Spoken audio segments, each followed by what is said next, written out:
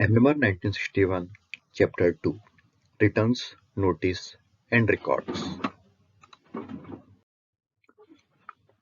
Regulation 3, Notice of Opening. The notice required by Section 16 of the Act shall be submitted in Form 1A or First Schedule 1, and a copy thereof shall be submitted to the Regional Inspector. The form shall be accompanied by the plan showing the boundaries of the mine and the shaft or opening of the mine, trijunctional or revenue pillar, and other prominent and permanent surface features. Means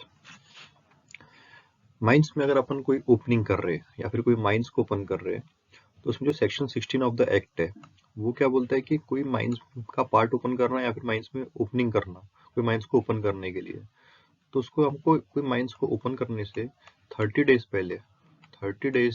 पहले अपने को permission लेना पड़ेगा। उसकी जो permission होंगी उसको एक प्लान से शो करना पड़ेगा जिसमें जो बाउंड्रीज होंगी माइंस की, शाफ्ट की, ओपनिंग ऑफ ए माइन होंगी, ट्रांजंक्शनल और रेवेन्यू पिलर होंगे अगर होंगे तो, और other prominent and permanent surface features, ये सबको की जो कॉपी होंगी, ये सबकी जो प्लान की कॉपी है उसको रीजनल इंस्पेक्टर को सबमिट करना पड़ेगा in form 1A। Provided that in respect of a mine which has already been opened, such a plan shall be submitted within 16 days of coming into force of the metallurgical regulations. The 1961 होना वहाँ पे PDF के अंदर है। Provided further that if the boundary of a mine is changed as per Regulation 1 of Regulation 111, a plan showing the boundary shall be submitted within 7 days of the state change. इसका interpretation ये है कि जितने भी mines थी वहाँ पे, मतलब MMR 1961 के आने के बाद यहाँ पे सबको जो था मतलब पूरा प्लान शो करना पड़ेगा 60 डेज के अंदर में। ये फोर्स आने के बाद में समझ लो अगर 1 जनवरी को आता है तो आपको 60 दिन के अंदर मतलब 2 मार्च तक के कम से कम आपको पूरे प्लान को शो करना पड़ेगा रीजनल इंस्पेक्टर को इन फॉर्म 1A। और अगर अपनी boundary of a mine change हुई है, मतलब माइन की बाउंड्री चेंज हुई है, तो भी आपको 7 दिन के अंदर में चेंज होने के बाद ये सबमिट करना पड़ेगा प्लान न्यू बाउंड्री का, किसको? रीजनल इंस्पेक्टर को। Second, when a mine has been open the owner, agent और manager shall forthwith communicate the actual date of opening to the chief inspector and regional inspector। पहले क्या था कि opening करने के 30 दिन पहले अपने को परमिशन लेना पड़ेगा रीजनल इंस्पेक्टर को, और फिर उसके बाद में अगर परमिशन मिलने के बाद अगर 30 दिन बाद माइन ओपन हो गई है तो जो ओनर होगा, एजेंट होगा या फिर मैनेजर, वो तुरंत फोर्थ मतलब तुरंत कम्युनिकेट करेगा कि actual date of opening chief inspector को भी रीजनल इंस्पेक्टर को। परमिशन बस वो रीजनल इंस्पेक्टर से लेगा, 30 दिन की जो परमिशन है ना, नोटिस ऑफ ओपनिंग, बट जब माइंस ओपन हो जाए तो उसके बाद में चीफ इंस्पेक्टर को भेजेगा और रीजनल इंस्पेक्टर को लेगा, तुरंत एक्चुअल डेट ऑफ ओपनिंग उसको सेंड करेगा। और क्वार्टरली रिटर्न्स, क्वार्टर मतलब 3 महीने का period, on or before 20 day of January, April, July, October in every year, the owner, agent or manager shall submit to the chief inspector and regional inspector returns in respect of the preceding quarter in Form 2 of first schedule। Form 1A किसमें notice of opening में पढ़े थे अपन ने, अब Form 2 किसके लिए? Quarterly returns के लिए। सब में ये अपने को पूछ मतलब सबसे मेन है कि कब सबमिट करना है, किसको सबमिट करना है और किस में सबमिट करना है, ये सबसे मेन है। तो इसमें ये बोल रहा है कि 20 डे ऑफ जनवरी, 3 महीने का पीरियड है, 20 जनवरी को, फिर जनवरी से 3 महीने बाद फरवरी, मार्च, अप्रैल, 20 मार्च, फिर 20 जुलाई 3 महीने बाद, फिर 20 अक्टूबर, फिर अक्टूबर के 3 महीने बाद वापस जनवरी आएगा। तो इसके जो पहले क्वार्टर का है, मतलब पहले जो 3 महीने का है, तो उसके जो रिटर्न है उसको सबमिट करना पड़ेगा चीफ इंस्पेक्टर को और रीजनल इंस्पेक्टर को प्रीसीडिंग क्वार्टर को, किसमें? फॉर्म 2 में। ठीक है। 5, एनुअल रिटर्न्स।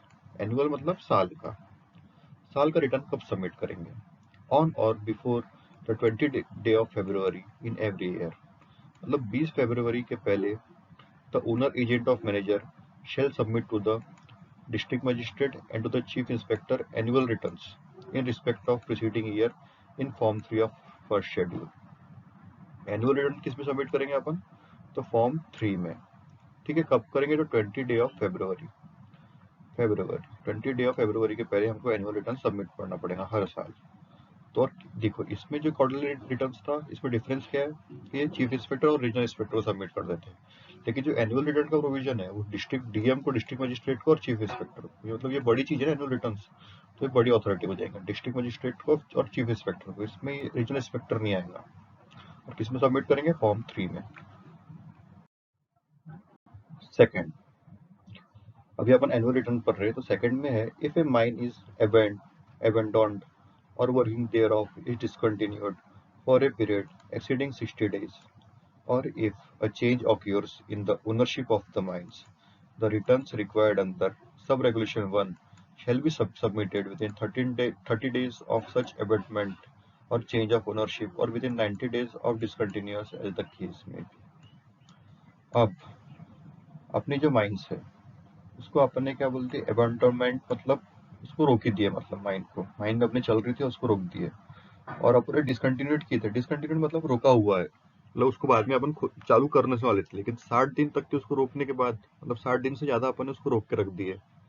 ठीक है, या फिर अपन ने उसकी ओनरशिप चेंज कर दिया, मतलब ए ओनर था, ए नाम का ओनर था, अब उसका ओनर हो गया बी।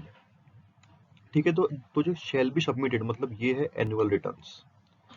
तो एनुअल रिटर्न्स कब सबमिट करेंगे? अगर ये सब चेंज हुए, सब कुछ ये जो चेंजेस आए माइंस पे, तो एनुअल रिटर्न कब सबमिट करना पड़ेगा?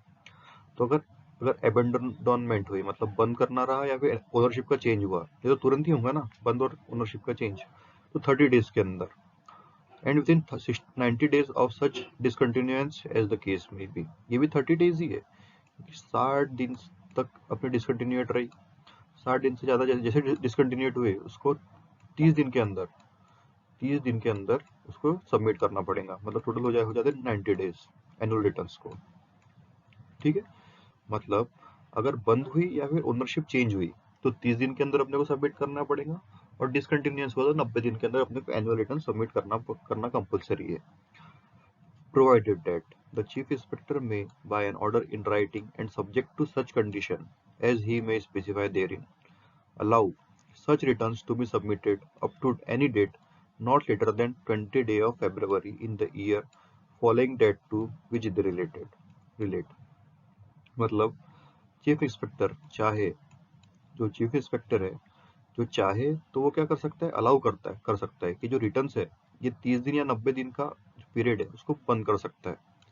समझ लो कि अपना मार्च में अपने माइंस को बंद किए। ठीक है, तो अपने को जैसे 1 मार्च को अपन ने बंद किए या फिर ओनरशिप चेंज की, तो 30 मार्च के पहले अपने को एनुअल रिटर्न सबमिट करना था, लेकिन चीफ इंस्पेक्टर चाहे तो अगले साल 20 फरवरी के पहले, वो चाहे तो 20 फरवरी के पहले आप एनुअल रिटर्न सबमिट कर सकते हैं, परमिशन ले सकते हैं चीफ इंस्पेक्टर से।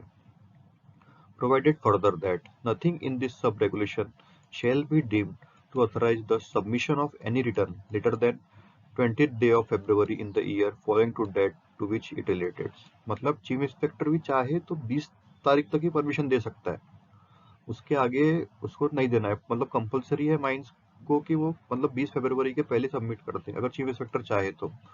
उसके बाद में कोई रिटर्न मतलब सबमिट नहीं कर सकता कोई, उसके बाद में केस ही होगा, मतलब वो माइंस के ओनर, एजेंट और मैनेजर पे। Regulation 6, notice of abandonment or discontinuance, when it is intended to abandon a mine or to discontinuous working। जब हमारा मतलब जो हम चाहे तो मतलब abandon मतलब बंद करने वाले माइंस को, या तो माइंस की जो वर्किंग चल रही है उसको डिसकंटिन्यूट कर रहे हैं, thereof period exceeding 4 months, मतलब जो माइंस की जो वर्किंग है उसका अपन 4 महीने से ज्यादा उसका जो डिसकंटिन्यूस करने वाले वर्किंग को, 4 महीने मतलब 120 दिन। ठीक है, द ओनर, एजेंट और मैनेजर, तो जो ओनर होगा, एजेंट और manager, shall not less than 30 days before such abandonment और डिसकंटिन्यूअस, मतलब समझ लो उसको करना है, उसको अबेंडन करना है मतलब 1 मार्च को, तो उसको सॉरी 1 मार्च तो फरवरी तो 28 दिन का होता है, समझ लो उसको अबेंडन करना है 30 जनवरी को। ठीक है, तो उसको 1 जनवरी के पहले उसको चीफ इंस्पेक्टर को और रीजनल इंस्पेक्टर को उसको परमिशन लेना पड़ेगा, या फिर 4 महीने से ज्यादा उसको करने वाला, समझ लो वो उसका जो है मतलब उसका है कि वो मतलब फरवरी, मार्च, अप्रैल, मई, ये 4 महीने तक वो अपना काम बंद करने वाला है, मतलब रोक के रखने वाला है काम को, मतलब बंद ही रहेगा समझ लो। तो ये 4 महीने अगर किसी का काम बंद रहता है, मतलब डिसकंटिन्यूस मतलब काम बंद, तो 4 महीने के लिए अगर आप काम बंद कर रहे हो, तो आपको 4 महीने के लिए अगर काम बंद करो तो 30 दिन पहले आपको परमिशन लेना पड़ेगा कि हाँ, या मतलब फरवरी, मार्च, अप्रैल में आप बंद करो तो जनवरी 1 को आपको परमिशन लेना पड़ेगा, किससे? चीफ इंस्पेक्टर से और रीजनल इंस्पेक्टर से। ठीक है, उसमें होगा आपके रीजन देना पड़ेगा, reason for the proposed abandonment or discontinuous and the number of person likely to be affected thereby, मतलब रीजन क्यों हम बंद कर रहे हैं और डिसकंटिन्यू कर रहे हैं और कितने पर्सन को इफेक्ट पड़ेगा इसके बाद में। ठीक है, provided that in the case of mine or part thereof in which regulation 142 applies, notice as aforesaid that to be also be given where it is intended to abandon a district or part of a mine and to discontinue working thereof for a period exceeding 4 months। अब ये बात हो रही है district की या फिर कोई माइन का पार्ट हो उसके लिए। ठीक है, अगर कोई अपन डिस्ट्रिक्ट को बंद करते हैं, डिस्ट्रिक्ट मतलब बहुत बड़ा फेज, मतलब 4-5 फेज के चीज को डिस्ट्रिक्ट बोलते हैं, या फिर कोई पार्ट ऑफ माइंस को डिसकंटिन्यू कर रहे हैं 4 महीने के पहले, तो भी अपने को 30 दिन पहले परमिशन लेना पड़ेगा अपना चीफ इंस्पेक्टर से और रीजनल इंस्पेक्टर से। उसमें क्या क्या बोलेंगे अपन, रीजन कि अपन क्यों, मतलब क्यों क्यों बंद करना चाहते हैं या डिसकंटिन्यू करना चाहते हो और कितने लोग अफेक्ट पड़ेगा, समझ लो अफेक्ट मतलब कितने लोगों का एम्प्लॉयमेंट अफेक्ट पड़ेगा। हो सकता है आप डिसकंटिन्यू कर रहे हो तो आपको मतलब आप उनको एम्प्लॉयमेंट और प्रोवाइड नहीं कर रहे, तो चीफ इंस्पेक्टर और इंस्पेक्टर बोलेंगे इनको एम्प्लॉयमेंट प्रोवाइड करो, तो इस चीज के लिए रेगुलेशन है।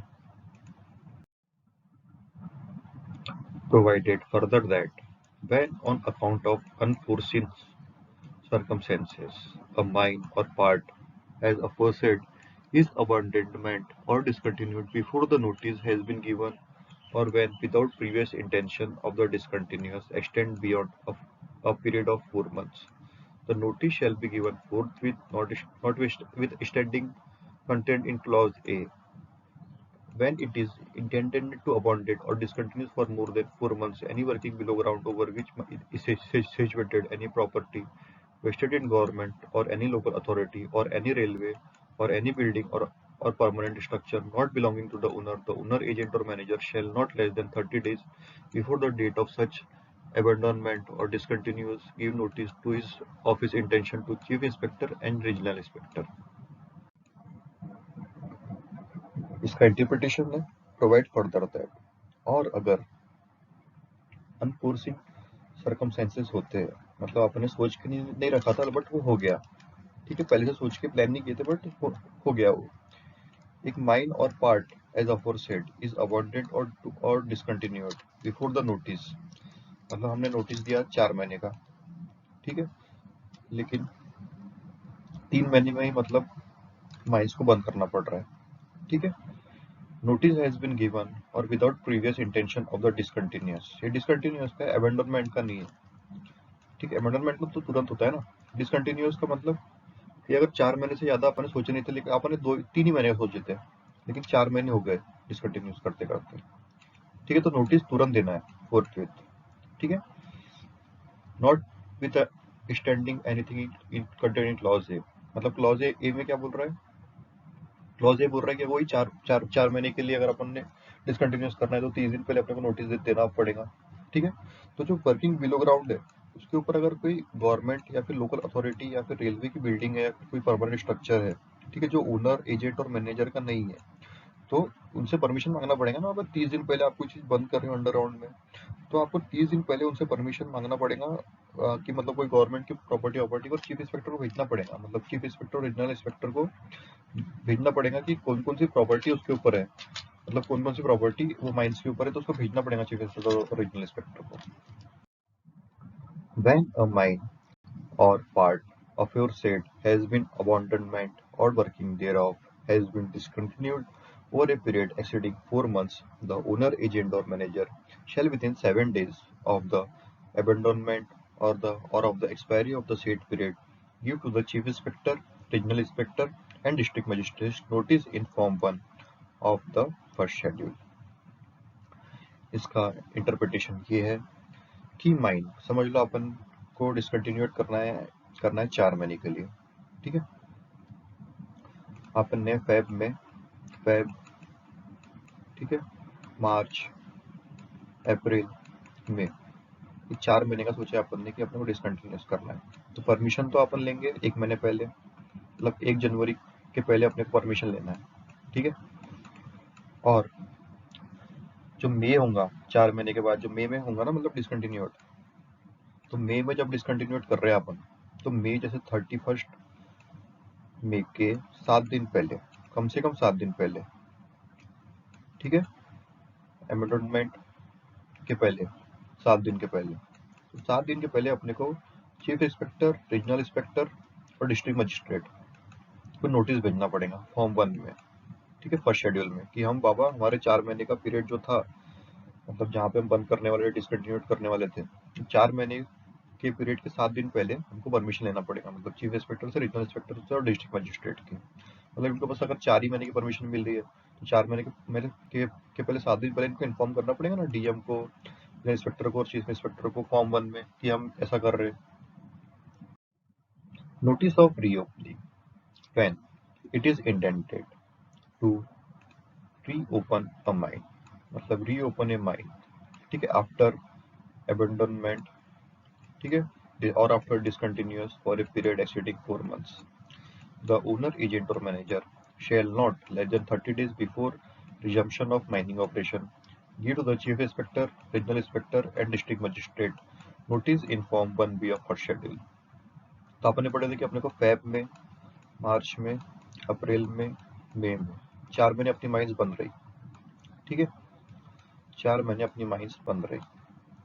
अब अपन सोच रहे हैं कि उसको रोकना है, चालू करना है, तो अप्रैल में, जून 1 को अपन सोच रहे हैं कि इसको माइंस को अपने को चालू करना है, ठीक है। तो जून 1 के 30 दिन पहले, मतलब 1 मई, ठीक है, कम से कम 1 मई के पहले आपको परमिशन लेना पड़ेगा चीफ इंस्पेक्टर से, रीजनल इंस्पेक्टर से, डिस्ट्रिक्ट मजिस्ट्रेट से।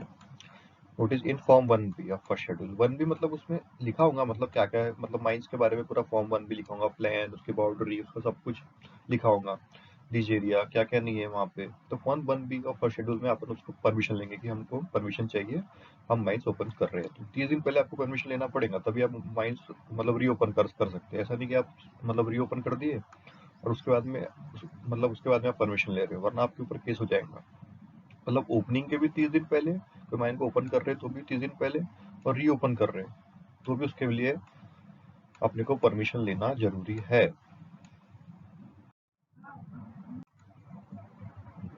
Provided that in case of a mines or part thereof in which regulation 122 applies, notice as aforesaid shall also be given whenever it is intended to reopen a district or part of the mine after abandonment or after discontinuous for period exceeding 4 months। मतलब regulation in mine या फिर उसके part में अगर regulation 142 applies हो रहा है, 152 applies क्या बोलता है कि सेफ्टी लैब का प्रोविजन है, कि सेफ्टी लैब आपको कैरी करना ही है अंडरग्राउंड माइंस में या फिर कोई भी माइंस में, ठीक है, अंडरग्राउंड वाली। नोटिस ये भी देंगे कि हमारे इसमें हम सब सेफ्टी लैब सब कुछ हम प्रोवाइड करेंगे सारे माइंस में।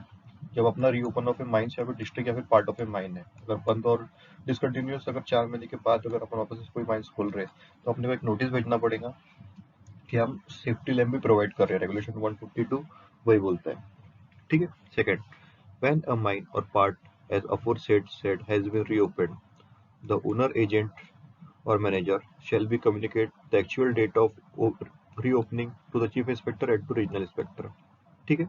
मई के बाद अपन जून में चालू करने वाले थे, ठीक है, तो मई के 30 दिन पहले तो हमने परमिशन तो ले ली है, मतलब समझ लो 1 मई में ले लिए, लेकिन हमको कोई प्रॉब्लम गई तो हम 15 जून को स्टार्ट किए, ठीक है। 15 दिन थोड़ा लेट हो गया, चल जाते वैसे। 30 दिन के पहले अपने को परमिशन मांगना है।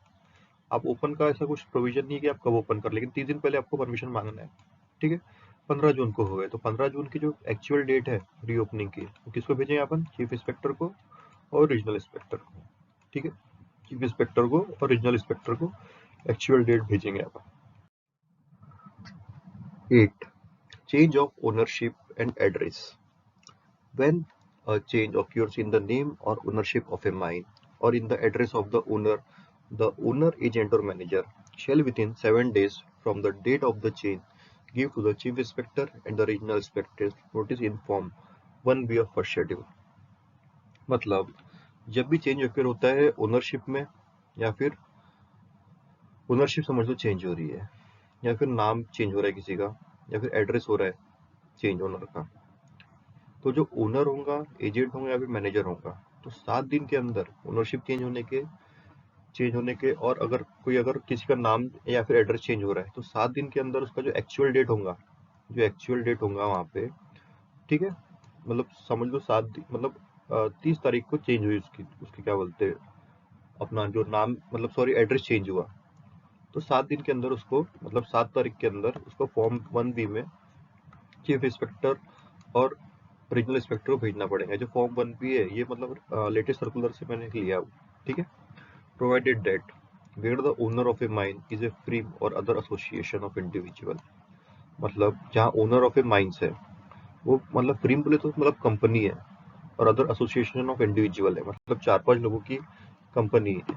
A change of any partner in the case of a firm, मतलब किसी का कोई पार्टनर चेंज हो रहा है, ठीक है। समझ लो ए का पार्टनर थे BC, ठीक है। ए के पार्टनर थे, तो राइटिंग थोड़ी खराब है मेरी। ए के पार्टनर थे B और C, समझ लो अभी D हो रहा है, मतलब B से चेंज हो रहा है D, ठीक है। ऑफ एनी डायरेक्टर, समझ लो डायरेक्टर पहले A था, अभी डायरेक्टर बन गया B, ठीक है। Of any public company, any share holder, वही पार्टनर चेंज हो रहे हैं इन the case of private company, shall also be intimated to chief inspector and regional inspector within 7 days of such change। मतलब अगर ये सब चीजें चेंज हो रही है, तो 7 दिन के अंदर हमको चीफ इंस्पेक्टर और रीजनल इंस्पेक्टर को करना पड़ेगा। क्या? अगर पार्टनर चेंज हो रहा है, मतलब कोई मेंबर चेंज हो रहा है, कोई डायरेक्टर चेंज हो रहा है, कोई शेयर होल्डर चेंज हो रहा है, तो चीफ इंस्पेक्टर और रीजनल इंस्पेक्टर को 7 दिन के अंदर ये सब अपने को इंटीमेट करना पड़ेगा। B, when the ownership of the mine is transferred, the previous owner or his agent shall make over to the new owner or his agent within a period of 7 days of the transfer of ownership all plans, sections, reports, register and other records maintained pursuant of the Act and of the regulations, order made thereunder, all correspondence that's relating to the working of the mine relevant thereto। अगर ownership of a mine transferred हो रही है, समझो 1 जनवरी को, ठीक है, पहले उसका ओनर था ए, अब उसका ओनर बन गया बी, उन्होंने ए ने कंपनी को कंपनी भेज दी। तो 7 जनवरी के अंदर, ठीक है, जो ए था, मतलब जो पुराना वाला ओनर था, वो न्यू ओनर को क्या बोलेगा, देगा सारे प्लान्स, सेक्शन, रिपोर्ट्स, रजिस्टर और अदर रिकॉर्ड, ठीक है, जो भी उसने मेंटेन किया है एक्ट और रेगुलेशन के दायरे में आके, वो सभी को उसको, वो माइंस के या फिर उसके माइंस से रिलेवेंट कोई भी डॉक्यूमेंट्स है, तो उसको 7 दिन के अंदर उसको सबमिट कर देना पड़ेगा। ऐसा ना हो कि मतलब 7 दिन के अंदर उसे डॉक्यूमेंट्स नहीं दिए हो, या फिर उसका जो, जैसे ए का एजेंट समझ लो डी होगा, सी है, समझ लो ए का एजेंट सी है और बी का एजेंट डी है, तो जो सी है वो भी डी को ट्रांसफर करेगा, ठीक है, 7 दिन के अंदर, ठीक है, thereto. And when the requirements of this clause has been duly complied with, both previous and new owners of their respective agent shall forthwith send the chief inspector and regional inspector a detailed list of the plans, section, report, register and other record that had been transferred in form 2B, ठीक है। अब क्या हुआ, 7 दिन के अंदर 7 जनवरी तक इसने पूरा भेज दिया, तो 7 जनवरी को तुरंत इन दोनों को, चीफ इंस्पेक्टर को, ठीक है, और रीजनल इंस्पेक्टर को प्लान, सेक्शन, रिपोर्ट्स, रजिस्टर और अदर रिकॉर्ड्स ट्रांसफर करना पड़ेगा। ये क्यों है? अब जैसे अगर कोई भी केस होगा, तो ए ने तो बी को पूरा ट्रांसफर कर दिया, जो भी केस होगा वो बी पे होगा। बी ये नहीं बोल सकता कि मेरे को ये तो ए केस में आता था या तो ये इसमें आता था, पूरा रिकॉर्ड और इसको उनको सबमिट करना पड़ेगा फॉर्म 2B में, ठीक है, चीफ इंस्पेक्टर को और रीजनल इंस्पेक्टर को। अब है कि अगर अपॉइंटमेंट हुआ, मतलब समझ लो कोई अपॉइंटमेंट हुआ माइंस में, वो भी किन किन लोगों का, बड़े बड़े, मतलब जो ऑफिशियल है उनका, जो बड़े ऑफिशियल है उनका अपॉइंटमेंट हो गया, तो क्या करना पड़ेगा, ठीक है। When an new appointment is made of an agent, manager, assistant manager, underground manager, surveyor और an engineer, if any, or when the employment of such person is terminated or such person leaves the said employment, or when any change occur in the address of any agent or manager, the owner, agent or manager shall, within 7 days from the date of such appointment, termination, leaving, or shall change, give to the chief inspector and regional inspector a notice in form 1D appointment 1E termination of the first schedule. थोड़ा बड़ा है, ये simple सा है एक तरफ से। अगर कोई आ रहा है तो उसको 7 दिन के अंदर चीफ इंस्पेक्टर और regional इंस्पेक्टर को मतलब सूचित करना है। ठीक है, इसको पूरा अच्छे से पढ़ते हैं कि जब कोई न्यू अपॉइंटमेंट हुआ, किसका, एजेंट का, मैनेजर का, असिस्टेंट मैनेजर का, अंडरग्राउंड मैनेजर का, सर्वेयर का या इंजीनियर को, बस इनका ही बोला है, फोरमैन, मेट, ये सबका नहीं बोला है। ठीक है, और when the employment to any such person is terminated, मतलब एजेंट का, मैनेजर का, असिस्टेंट मैनेजर का, अंडरग्राउंड मैनेजर का, सर्वेयर का, इंजीनियर का अगर टर्मिनेट हो रहा है और such person leaves the said employment, या तो उनको निकाला जाता है या तो एम्प्लॉयमेंट छोड़ देते हैं, जैसा कोई भी, या फिर any change occurs in the address of any agent और मैनेजर। ये एड्रेस का भी इंपॉर्टेंट है। ठीक है, इसको हाईलाइट कर देते हैं अपन, एड्रेस ऑफ एनी एजेंट और मैनेजर। ठीक है, ये मतलब एजेंट या फिर मैनेजर का अगर एड्रेस भी चेंज हो रहा है, ठीक है, तो जो ओनर, एजेंट, मैनेजर को 7 दिन के अंदर, ठीक है, 7 दिन के अंदर ये कुछ किसको करना है, चीफ इंस्पेक्टर और रीजनल इंस्पेक्टर को इन्फॉर्म करना है। ये अभी न्यू सर्कुलर के है, फॉर्म 1D अपॉइंटमेंट के लिए और फॉर्म 1E टर्मिनेशन के लिए फर्स्ट शेड्यूल का। 8A appointment of agent.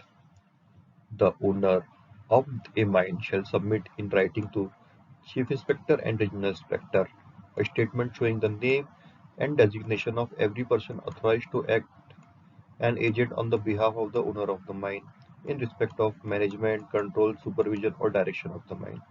ठीक है, एजेंट का काम क्या रहता है? एजेंट का काम रहता है ओनर के जगह काम करना। मतलब कुछ भी काम होगा, अच्छा या बुरा, वो किस पे आएगा? एजेंट पे आएगा, ओनर पे नहीं आएगा डायरेक्ट। ठीक है, तो अगर जो ओनर है वो एजेंट को अगर जॉब पर रखता है तो उसको चीफ इंस्पेक्टर और रीजनल इंस्पेक्टर को एक नोटिस भेजना पड़ेगा।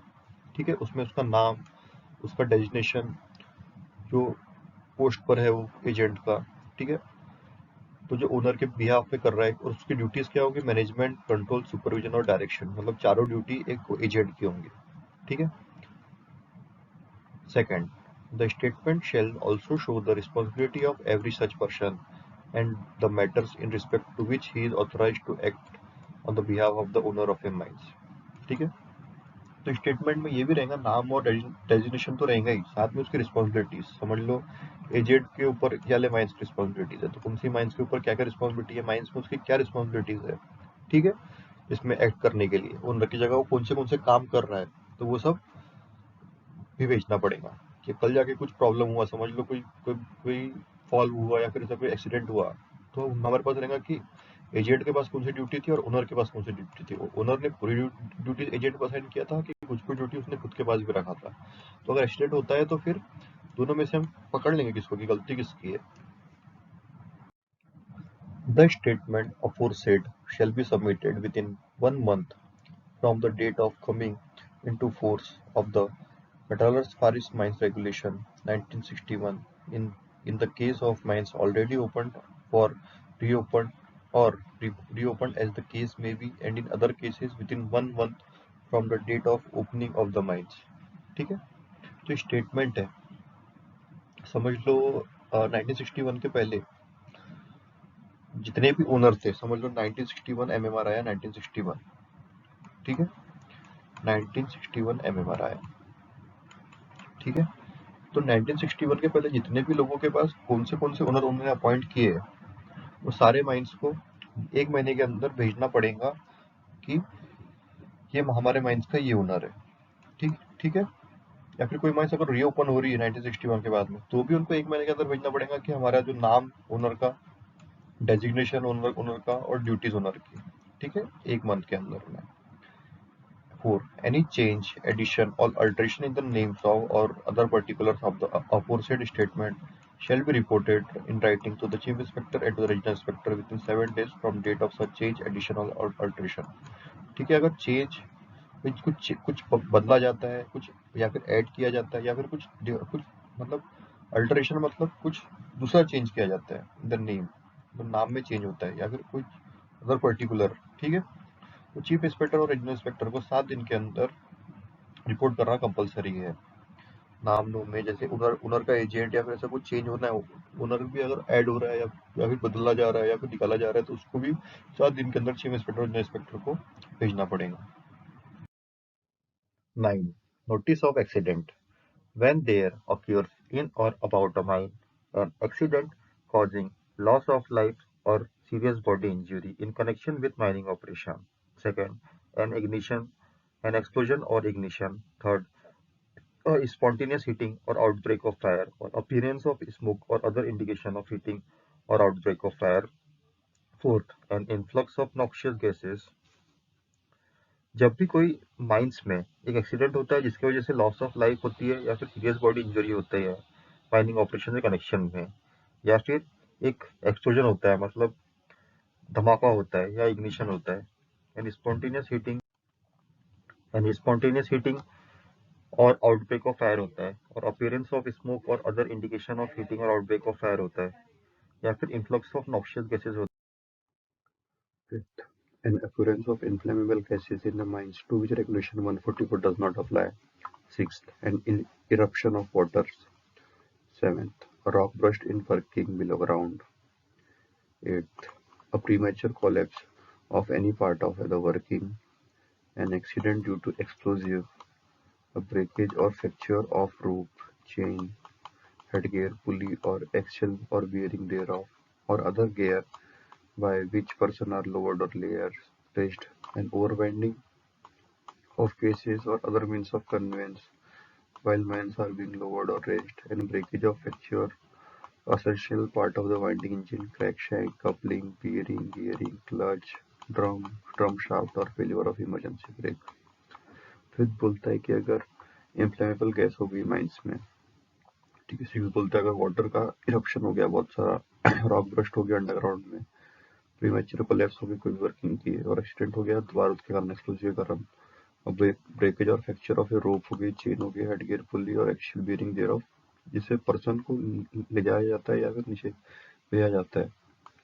ओवरवेंडिंग ऑफ केसेस मतलब ओवरवेंडिंग ऑफ केज हो गया तो उसके लिए, or other means of convenience while man are being lowered or injured, जब मैन को ऊपर से नीचे किया जा रहा था तब अगर कुछ ओवरवेंडिंग हुई तब। द ब्रेकेज और fracture of any essential part of winding engine का कोई भी part, crankshaft, coupling, bearing, gearing, clutch, drum, इन सब जैसे कोई भी अगर पार्ट अगर किसी का खराब हुआ, ठीक है, ब्रेक या फिर फेलियर हुआ, तो bursting of any equipment contain extreme compressed air or other substance at high pressure, or 14 the breakage or fracture or failure of any essential part of a machine or apparatus while thereby safety of a person may endures। ठीक है, मतलब कोई कोई equipment का फट जाना, bursting of equipment मतलब कोई इक्विपमेंट का फट जाना जो स्टीम कैरी करता हो, कंप्रेस्ड एयर कैरी करता हो या फिर दूसरा सब्सटेंस कैरी करता हो एकदम हाई प्रेशर पे। और 14 बोलता है ब्रेकेज और fracture of failure of essential part of an machine, मतलब जो ब्रेकेज और फेल्यूर हो गया essential part of a machine का, जिससे कि सेफ्टी ऑफ पर्सन एंडेंजर्ड है। ठीक है, द ओनर एजेंट और manager shall forthwith inform the regional inspector. ठीक है, फोर्थविथ विथ रीजनल इंस्पेक्टर को इन्फॉर्म करेगा। ठीक है, अबाउट द अपीयरेंस बाय मतलब क्या हुआ, इतने जो 14 केसेस है उसमें से कौन सा केसेस हुआ। ठीक है, टेलीफोन से टेलीग्राम देगा, अभी तो टेलीफोन से देगा या फिर टेलीग्राम ने, अभी तो स्पेशल ऑक्यूरेंस स्पेशल मैसेंजर से होगा, मतलब कुछ भी करके आपको 24 घंटे के अंदर within 24 hours of each occurrence. ठीक है, क्यू notice there in form 4A of first schedule. ठीक है, सबसे पहले तो रीजनल इंस्पेक्टर को उसको इन्फॉर्म करना है तुरंत। ठीक है, तुरंत उसको मतलब फोर्थ विथ वो इन्फॉर्म करेगा किसको, रीजनल इंस्पेक्टर को, ये सब होने के बाद अब 24 घंटे के अंदर, ठीक है, 24 घंटे के अंदर उसको टेलीफोन से टेलीग्राम से स्पेशल मैसेंजर से एक नोटिस भेजना है किसमें, फॉर्म 4A में, 24 घंटे के अंदर। ठीक है, टू द किसको भेजेगा, 3 लोगों को भेजेगा, district magistrate, chief inspector and regional inspector. And shelled simultaneously मतलब उसके बाद में एग्जीक्यूट, ये होने के बाद उसके बाद execute A copy of the notice on special notice board. ठीक है, ये होने के बाद उसको एक कॉपी लगाना पड़ेगा नोटिस की एक स्पेशल नोटिस बोर्ड में outside the mine office mines, और शेल इंश्योर दैट मतलब वो पक्का कर लेगा that the notice is kept on the board in legible condition, मतलब एक एक अच्छे कंडीशन पे है 14 दिन तक, for not less than 14 days from the date of such execution. मतलब 14 दिन तक वो नोटिस बोर्ड भी लगाएगा। मतलब इसका पूरा इंटरप्रिटेशन है अगर ये जो 14 केस हो रहा है, कोई मर जाना, किसी का ब्रेकेज होना, या फिर कोई भी चीज हो रहा है, मतलब कोई मशीन का फट जाना, ठीक है, और ये सब हो रहे 14 केसेस, तो उसको तुरंत रीजनल इंस्पेक्टर को इन्फॉर्म करना है, ठीक है। और 24 घंटे के अंदर फॉर्म 4A में और शेड्यूल के डिस्ट्रिक्ट मजिस्ट्रेट, चीफ इंस्पेक्टर और रीजनल इंस्पेक्टर को भेजना है। मतलब क्या सा हुआ, क्या हुआ, रिपोर्ट एक फॉर्म 4A में, ठीक है। और उसको नोटिस बोर्ड तक लगाना है 14 दिन तक के। वहाँ पे 14 दिन तक के वो कॉपी मतलब नोटिस बोर्ड में फॉर्म 4A की, मतलब क्या हुआ, कैसे हुआ, वो लगी रहनी चाहिए, ठीक है।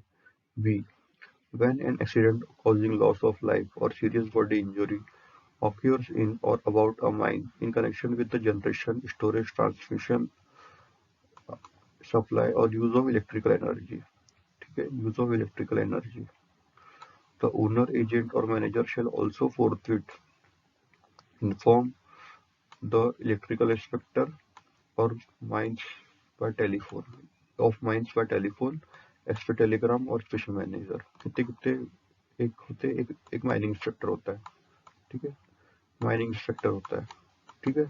दूसरा होता है मैकेनिकल इंस्ट्रक्टर होता है, और तीसरा होता है इलेक्ट्रिकल इंस्ट्रक्टर, ठीक है। अब अगर कोई इलेक्ट्रिकल एनर्जी के से अगर कोई इक्विपमेंट का कोई प्रॉब्लम है, मतलब जिसकी वजह से accident causing loss of life और सीरियस बॉडी इंजरी हो रहा है, ठीक है, इलेक्ट्रिकल एनर्जी के इक्विपमेंट की, समझ लो करंट लग गया या फिर कोई इक्विपमेंट फट जा रहा है इलेक्ट्रिकल एनर्जी के कारण, तो ओनर, एजेंट और मैनेजर, ठीक है, तुरंत इन्फॉर्म करेंगे इलेक्ट्रिकल इंस्पेक्टर ऑफ माइंस को, जैसे टेलीफोन से, टेलीग्राम से या फिर स्पेशल मैनेजर से। इलेक्ट्रिकल एनर्जी का कैसे, जिसमें इलेक्ट्रिकल एनर्जी जनरेट होती हो, स्टोर होती हो, ट्रांसफॉर्म होती हो, ट्रांसमिशन होती हो, सप्लाई होती हो, ठीक है, उसमें तो उसको तुरंत इन्फॉर्म करना पड़ेगा इलेक्ट्रिकल इंस्पेक्टर को। फोर्थ फिट लिखा है, ये नहीं लिखा 24 आवर्स या फोर्थ फिट, जैसे रीजनल इंस्पेक्टर और फोर्थ फिट करते हैं तो ऐसे तुरंत। Second, either death result from an injury related to reported as serious under regulation 1, or if any injury other than serious body injury becomes serious, the owner, agent or manager shall within 24 hours of being informed of the same give notice thereof to the district magistrate, the chief inspector and the regional inspector, ठीक है। अगर कोई injury से, मतलब समझ लो कोई इंसान को पहले थोड़ी सी इंजरी थी, लेकिन उसके बाद में अगर उसकी डेथ हो जाती है, ठीक है, death results from an injury related reported as serious, ठीक है। और अगर सीरियस इंजरी को छोड़ के कोई दूसरी इंजरी अदर देन, ठीक है, सीरियस हो जाती है, ठीक है, सीरियस बॉडी इंजरी हो जाती है, तो ओनर, एजेंट और मैनेजर को 24 घंटे के अंदर इन्फॉर्म करना पड़ेगा, सेम टू सेम, ठीक है। इसको डीएम को, चीफ इंस्पेक्टर को और रीजनल इंस्पेक्टर को फॉर्म 4A में, ठीक है। इसका इंटरप्रिटेशन वही है कि अगर कोई इंजरी पहले सीरियस थी या उसके बाद में सीरियस सीरियस बॉडी इंजरी, मतलब उसका जो पार्ट है या फिर ऐसा कोई मर जाना, मतलब कोई मर जाना या फिर कोई पार्ट वार्ट मिसिंग हो जाना, ठीक है, उसकी वजह से अपना डेथ हो जाती है। कोई एकदम सीरियस था लेकिन उसके बाद उसकी डेथ हो गई, तो उसको तुरंत 24 घंटे के अंदर फॉर्म 4A में डिस्ट्रिक्ट मजिस्ट्रेट, चीफ इंस्पेक्टर और रीजनल इंस्पेक्टर को इन्फॉर्म करना पड़ेगा। Third, in respect of every person killed or injured as above, the owner, agent or manager shall send to the chief inspector, particular in Form 4B and Form 4C of first schedule, within 7 days of such occurrence or 15 days of the injured person returning to the duty as the case may be. In respect of every person killed, मतलब सभी person, ऐसा नहीं कि एक person, सभी person किल हो गए, मतलब किसी को मारा गया हो या फिर मर गए हो कोई, या इंजर्ड हुए हो, ठीक है, किल्ड और इंजर्ड हुआ है एज अ वो, ठीक है। द ओनर, इतने जो 14 केसेस में कोई किल्ड हो गया या फिर इंजर्ड हुआ है, तो ओनर, एजेंट और मैनेजर, ठीक है, shall send to the chief inspector, वो चीफ इंस्पेक्टर को तुरंत भेजेंगे, ठीक है, particular in form 4B and 4C of first schedule. 4B और 4B किल्ड के लिए होगा और 4C इंजर्ड के लिए होगा। ठीक है, तो उसको अगर किल्ड हुआ है तो 4B में भेजना पड़ेगा, इंजर्ड हो गया तो 4C में भेजना पड़ेगा। ठीक है, 7 दिन के अंदर, with in 7 days of occurrence. मतलब कोई किल्ड या फिर इंजर्ड हो जाता है तो ओनर एजेंट को, मैनेजर को 7 दिन के अंदर वहाँ पे फॉर्म 4B और फॉर्म 4C में भेजना पड़ेगा। 24 आवर्स के अंदर इसको अपना चीफ इंस्पेक्टर डीएम और इसको फॉर्म 4B में भेजना पड़ेगा। मतलब क्या बोलते हैं इसमें, फॉर्म 4B में उसको रिपोर्ट्स भेजना पड़ेगा डिस्ट्रिक्ट मजिस्ट्रेट, चीफ इंस्पेक्टर को और रीजनल इंस्पेक्टर को। और अगर कोई मर जाता है तो उसके बाद में फॉर्म 4B और फॉर्म 4C में भी उसको भेजना पड़ेगा। ठीक है, 7 days के अंदर। ठीक है, और 15 दिन के अंदर समझ लो वो इंजर्ड था। ठीक है, जो इंजर्ड था और वो ड्यूटी में आ रहा है वापस, तो 15 दिन के अंदर जो ड्यूटी में आ रहा है तो उसको भी भेजना पड़ेगा। मतलब कि भाई ये 15 दिन के अंदर आ रहा है ड्यूटी में, जैसे कोई इंजर्ड था, बहुत सीरियस इंजर्ड हो गया। ठीक है, और वो अगर ड्यूटी में आ रहा है तो 15 दिन के अंदर चीफ इंस्पेक्टर को बताना है कि हाँ ये वापस ड्यूटी आ रहा है और ये फिट है ड्यूटी करने के लिए। 10th, notice of disease. Where any person employed in a mine contract any disease notified by central government in the official gazette, the owner, agent or manager shall within 3 days of this being informed of the disease, send notice thereof in Form 5 of first schedule to the district magistrate, the chief inspector and the regional inspector and the inspector of mines। जब भी कोई person को mine में कोई disease होती है, कौन सी disease होती है, वो सेंट्रल गवर्नमेंट ऑफिशियल गैजेट में बताएंगी। सेंट्रल गवर्नमेंट एक ऑफिशियल गैजेट निकालेंगे, उसमें बताएंगे कि ये डिसीज में क्या करना चाहिए। तो जो ओनर, एजेंट और मैनेजर है, विद इन 3 days, 3 दिन के अंदर इन्फॉर्म, मतलब वो डिसीज को इन्फॉर्म करना पड़ेगा। Inform of the disease, send notice thereof to form 5।